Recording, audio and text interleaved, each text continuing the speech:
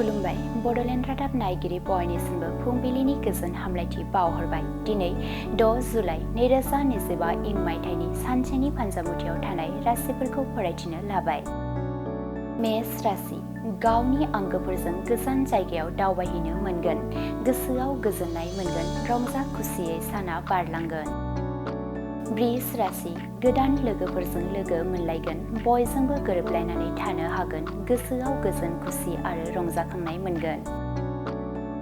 मिथुन राशि फरायनायाव रांनि जेंना नुजाथिगोन। गोसोआव दुखु दाहा सहायनांगोन। गुबुननि मदद लायोब्ला गाहाम जागोन।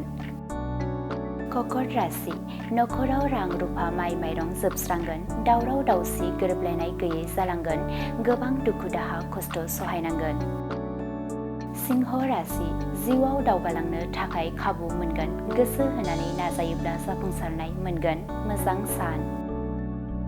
कन्या राशि मेगनाव सानाय आलौनाय बायदि बेराम नुजाथिनो हागौ। बायजोआव ओंखारोब्ला सांग्राङै सोलिनाया गोनां। गाज्रि सान।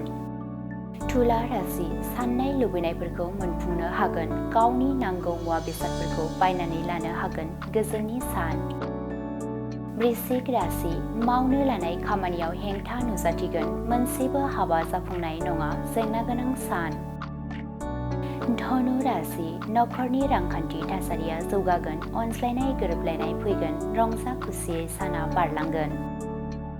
मकर राशि हारिनि मोजां हाबा मावनायनि थाखाय बयजोंबो मान होजागोन। गोसोआव गोजोन खुसि मोनगोन। बयनिबो अनसायनाय आरो थुलुंगा होनाय मोनगोन।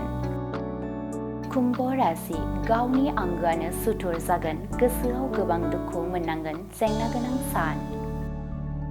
मीन राशि जेखि हाबा मावा मानो मोनसेबो जाफुंनाय नङा। साननाय लुबैनायफोरा फैमाल थांगोन।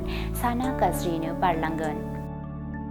दिनैनि राशि फरायथिनाया एसेनोसै। बेजों लोगोसेनो दिनैनि साना बुहुमनि साफ्रोमबो सुबुंफोरनि थाखाय गाहाम जाथों। बेनि थाखाय बड'लेण्ड रादाब नखरनि जानानै इसोरनि खाथियाव आरज गाबनाय थाबाय। गोजोन्थों।